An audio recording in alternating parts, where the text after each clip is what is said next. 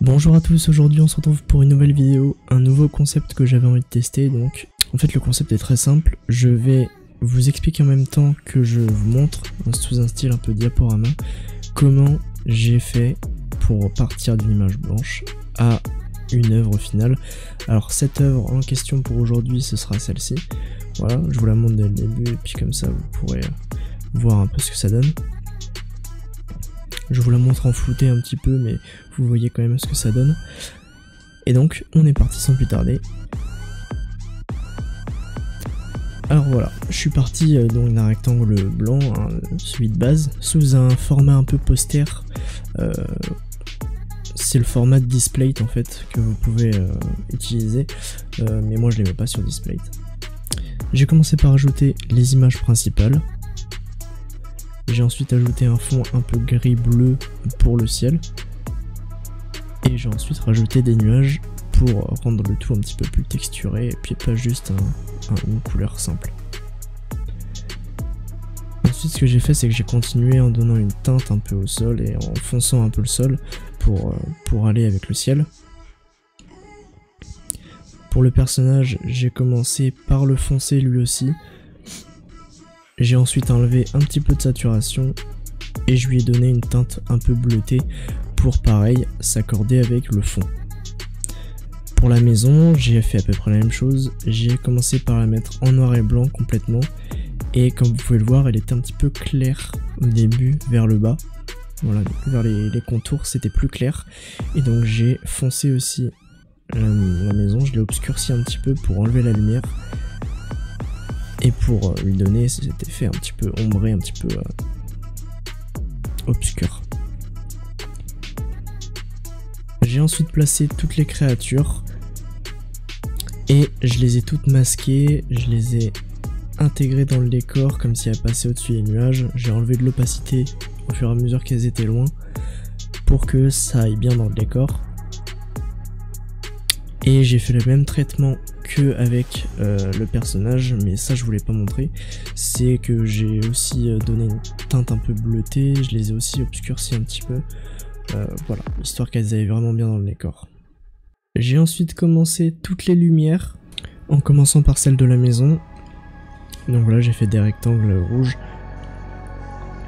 J'ai ajouté ensuite de la profondeur dans les rectangles rouges pour rappeler un petit peu la profondeur des murs quand même. Et pas que ce soit juste un carré au-dessus d'une façade. J'ai aussi rajouté de la lumière émise par les fenêtres, voilà, la lumière un peu des fenêtres, et deux lumières ambiantes un peu sur toute la maison pour finir. Je suis ensuite passé aux lumières du personnage, et j'ai commencé par la lumière rouge à gauche pour rappeler la lumière qui était émise par la maison. Et enfin j'ai fait celle de la lanterne qui était à droite. Alors c'était peut-être pas une lanterne mais je trouve que ça allait bien avec le contexte. Donc je m'en suis servi comme lanterne et j'ai fait une lumière un petit peu jaunâtre.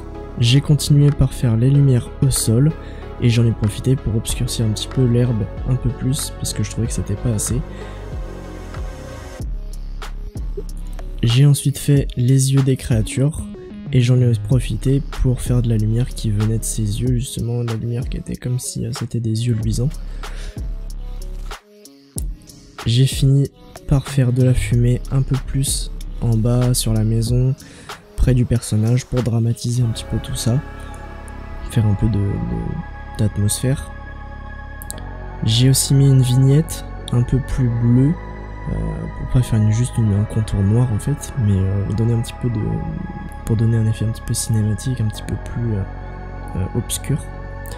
Et enfin, et là c'est l'étape importante, si vous êtes jusque là, si vous entendez ce que je suis en train de dire, surtout faites ce genre de traitement à la fin, ce qu'on appelle le post-traitement. C'est ce que vous pouvez faire dans Photoshop, dans les effets. Vous voyez, vous avez l'onglet effets avec les effets de flou et tout ça, et vous avez dans les dernières versions le Camera Raw. Voilà, je vous mets le texte à l'écran. Vous avez le Camera Raw et ça vous permet de faire justement le post-traitement. Et vous avez aussi un des effets du coup dans la liste des effets, dans la liste des calques d'effets plutôt, qui s'appelle correspondance de couleurs et ça vous permet de charger des presets en fait de LUT, donc de correction de couleurs. c'est vraiment le top. J'en ai utilisé une justement pour donner un petit effet bleuté et puis vraiment cinématique, dramatique. Et voilà le résultat final. Du coup, regardez la différence entre les deux, c'est vraiment exceptionnel. Je vous conseille à tous de faire du post-traitement un petit peu pour vraiment donner vie à vos œuvres. Donc voilà, c'est la fin de cette vidéo, j'espère que ça vous aura plu. Dites-moi ce que vous pensez de ce nouveau concept, si vous aimez bien quand j'explique comme ça en même temps, ou si vous préférez juste un speed art. Je sais que c'est un petit peu plus dur de comprendre un speed art, et là je pense que ça permet à d'autres de voir un petit peu comment j'ai fait. S'il y en a qui veulent essayer de reproduire ou de faire leur propre œuvre, ça reste une œuvre assez simple, c'est pour ça que je vais pas commenter des œuvres ultra complexes, mais quand je fais une œuvre comme ça qui est assez simple, je préfère justement la commenter et puis vous aider aussi, si jamais vous en avez besoin. Donc voilà, n'hésitez pas à me dire ce que vous en avez pensé, et nous on se retrouve pour une prochaine vidéo. À la prochaine, bye.